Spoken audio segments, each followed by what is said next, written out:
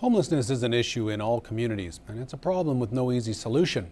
As Robert Buffum reports, one Lloydminster resident is taking steps on her own to try and address the issue in her neighborhood.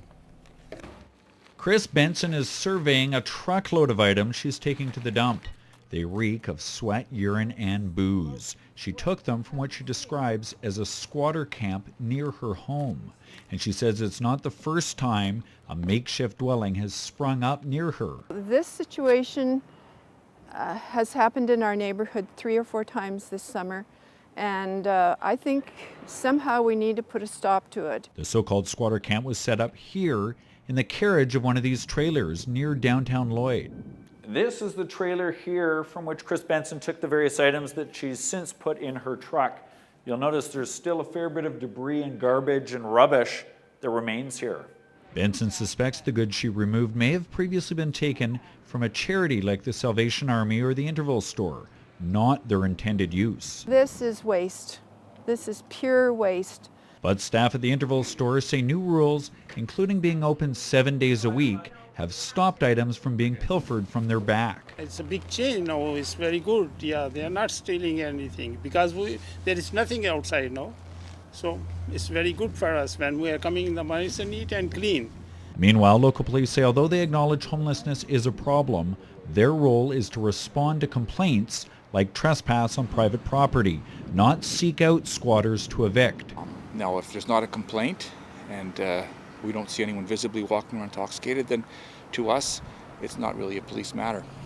Benson says she knows the issue is worst in the warm summer months now past, but she's determined to continue with her neighborhood vigil. You plan to probably in the future, if there's another sort of squatter settlement, dismantle it? Yes. Okay. Absolutely. Robert Buffum, Newcap News. It took 3 years and $3 million, but the Pioneer Lodge has finally opened the doors to its housing addition. The lodge has installed a whole new wing to the home. The multi-million-dollar makeover adds 18 bedrooms, 1 lounge area, and expands 10 smaller bedrooms. It means quite a bit to accommodate more residents, and the population's getting older as the generations come on, and we need the room for the seniors, and it's just nice to provide that extra room and have some place for them to go. The lodge was able to raise $1.5 million in community donations, including a loan from the city. That figure was matched dollar for dollar by the Alberta government. Joyce Bell says the support and responses have been phenomenal. We had 30 names on a waiting list. And so we've done the expansion. We're now full, and we're looking at about a 3-month wait before someone can join us. The lodge also used a federal grant to construct a computer room in the new wing for the residents. A new pilot project has started in the Lakeside neighborhood here in the border city. In this week's Green Living, Mike Baden explains how, if successful, the city hopes to expand the recycling program across Lloydminster. Bruce Alexander is excited to enhance his already productive recycling program. We feel it's very important that we recycle, reuse, and reduce the waste and emissions that are out there. So again, I think this is going to be an excellent addition to what we are already doing as our own household as well as the company that I work for. The city started a pilot project in Alexander's neighborhood just over a week ago. They're hoping it will make the people more aware of what to throw in the garbage and what to throw in a recycling bin. So in this case, what we're doing is a pilot controlled project with a third-party vendor to do an enhanced recycling, and it's going to allow people to recycle a great deal more stuff. The homes have been given green and black bins along with bags to throw waste in.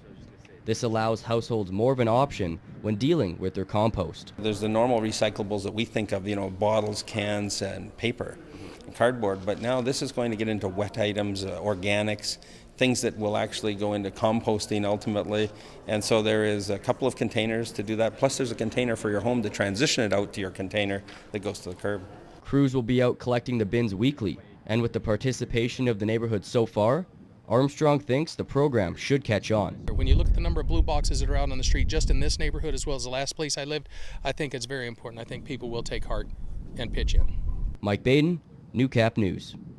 This feature brought to you by Lakeland College Environmental Sciences. Prepare for your green career by completing one of the college's 6 environmental sciences programs. Lakeland College, live the learning. Thanks, Gerard. The harvest across the Midwest, Lakeland and Battleford regions is losing some speed, but it's not by choice. The slowdown is a result of cold fall weather. Cooler temperatures this week also brought an overnight frost which damaged both canola and wheat. Jessica Isaac has more on this week's crop update.